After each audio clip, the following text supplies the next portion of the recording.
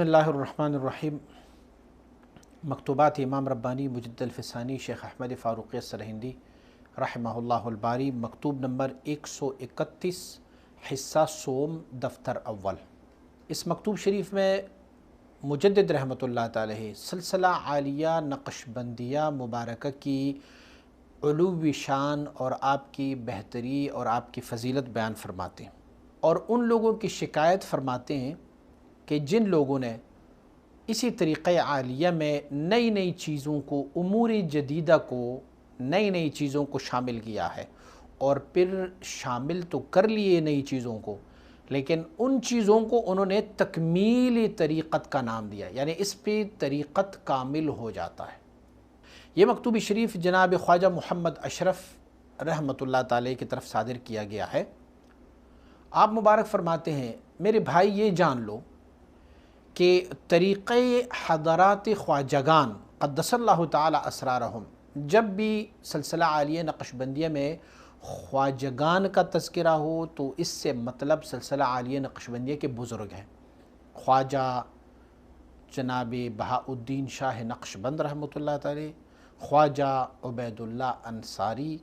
خواجہ عبداللہ انصاری، یا خواجگان میں سے دوسری بھی ہمارے خواجہ، اگرچہ خواجہ عبداللہ انصار جو ہے وہ سلسلہ عالیہ نقش بندیہ کے ان بزرگوں میں ان کا نام تو شامل نہیں ہے، لیکن اقتصاب بہت سارے مشائخ نے وہاں سے کیا۔ تو مطلب یہ ہے کہ خواجگان کی نام جب آئیں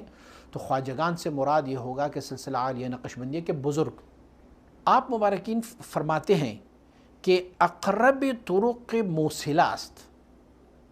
سارے سلسلوں سے زیادہ قریب ترین اور وصل کے قریب ترین سلسلہ عالیہ نقش بندیہ مبارکہ ہے، اور دوسروں کی نہایت، دوسرے سلسلوں کی نہایت ان مشائخ کی، ان بزرگواروں کی بدایت اور ابتداء میں مندرج ہے۔ میں اس کو کئی وجوہات سے آپ لوگوں کے سامنے پیش کر چکا ہوں کہ دوسروں کی انتہا سلسلہ عالیہ نقش بندیہ کے ابتداء میں مندرج ہے۔ ایک بار پھر بھی ہلکا سا اس کی طرف ٹچ کر لیتا ہوں۔ دوسرے سلاسل میں جو سیور ہے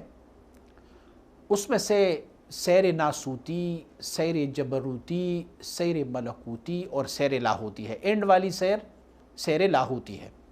اور سیر لاہوتی جو ہوتا ہے وہ عرش عظیم و شان تک کا سیر ہوتا ہے۔ اللہ رب العزت اپنی فضل و کرم سے اپنے بندوں کو شہود و مشاہدات و مکاشفات عنایت فرماتے ہیں، اور اس میں سے کچھ مکاشفات جو ہے وہ تحت الثری سے پہلے زمین تک ہوتا ہے،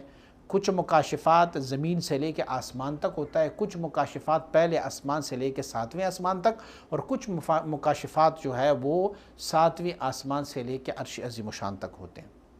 یہ ان کی اینڈ ہوتی ہے۔ جو سیر لاہوتی ہے یہ دوسرے سلاسل کی اینڈ ہے، اور سلسلہ عالیہ نقش بندیہ کی ابتداء جو ہم لطیف قلب سے لیتے ہیں، ان کا پہلا قدم جو ہے، کیونکہ لطیف قلب کا اصل جو ہے وہ عرش عظیم الشان سے فوق ہے، اسی لیے ان کا ابتداء جو ہے وہ عرش عظیم الشان سے شروع ہو جاتا ہے۔ تو دوسروں کی انتہا اور اس سلسلے کی ابتداء یہ برابر ہے، اور ان بزرگواروں کی نسبت تمام نسبتوں والوں سے فوق ہے۔ یہ اسی لیے کہ اس سلسلے میں التزام سنت ہے۔ معنی کیا ہے؟ ایک سنت کو سنت سمجھ کے کرنا ہوتا ہے، اور ایک سنت کو اپنے اوپر لازم جان کے کرنا ہوتا ہے۔ تو التزام سنت اور بدعات سے اجتناب اس سلسلے کی سب سے بڑی چیز ہے، کہ اس سلسلے کی دار و مدار اس پر ہے کہ التزام سنت ہو اور اجتناب بدعات سے کر لیں۔ یہ اس سلسلہ عالیہ نقش بندیہ کا۔ تو دوسرے سلسلوں کی برعکس، جہاں پر زیادہ طور پر سنت کو سنت سمجھ کر ہی کیا جاتا ہے، ادا کی جاتی ہے، اور یہاں پر سنت کو لازم جانا جاتا ہے۔ یہ مبارکین کی ایک خاصیت اور بھی ہے سلسلہ عالیہ نقش بندیہ کے، کہ جتنا بھی ممکن ہو یہ رخصت پر عمل نہیں کرتے، بلکہ ان کا عمل عزیمت پر ہوتا ہے۔ اگرچہ بظاہر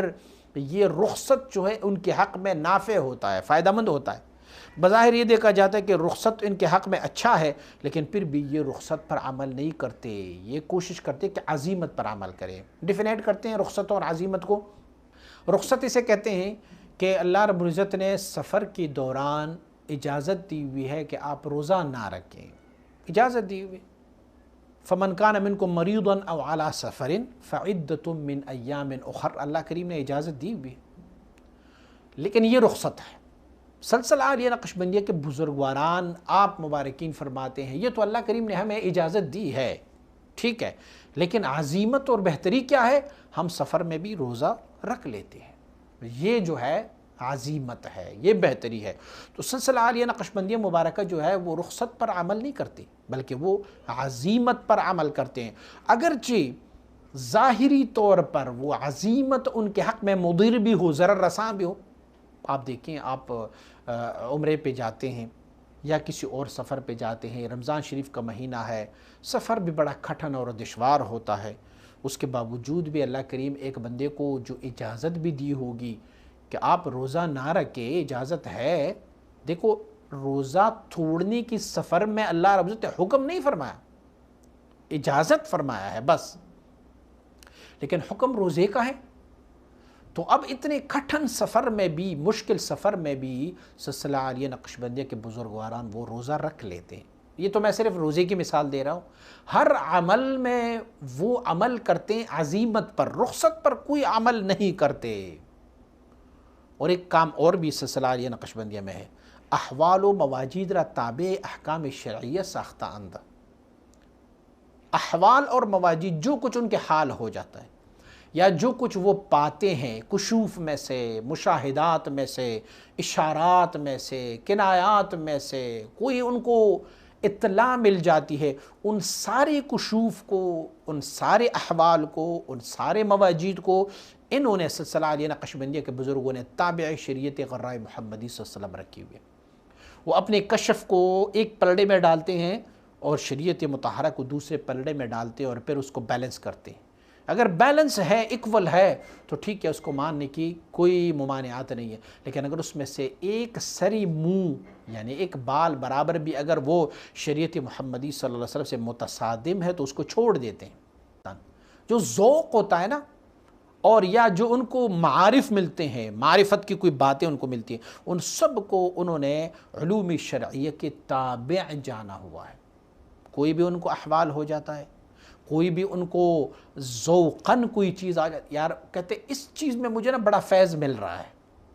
تو وہ اس چیز کو جو اس میں فیض ان کو مل رہا ہے وہ ان کو تابع شریعت جانا ہوا ہے، پہلے اس کو شریعت میں تولتے ہیں،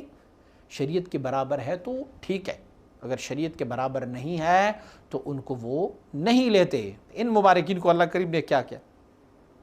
جو نفیس جوہر ان کے پاس ہے نا، شریعت مطہرہ کی اتباع، عمل بر عزیمت، اتنی خوبصورت ان کے پاس جواہر ہے، وہ یہ مبارکین بچوں کی طرح اخروٹ اور میوے کے ساتھ تبادلہ نہیں کرتے۔ دیکھیں، ایک بچے کے پاس اگر کوئی بہت قیمتی پتھر بھی ہو نا، کوئی جواہر نفیسہ بھی ان کے پاس ہو، لیکن اس بچے کو آپ کوئی لولی پاپ دے دیں گے نا تو وہ جواہر تجھے دے دیں گے، وہ کہیں گے اس کو یہ کیا ہے، اس میں تو کوئی مطلب وہ ان کو قدردان نہیں ہے نا، ان کو پتہ نہیں ہے، تو وہ جواہر آپ کو دے دیں گے بچہ، اور اس کے بدلے میں آپ سے اخروٹ اور میوہ، ٹافی، لولی پاپ یہ آپ سے لے لیں گے۔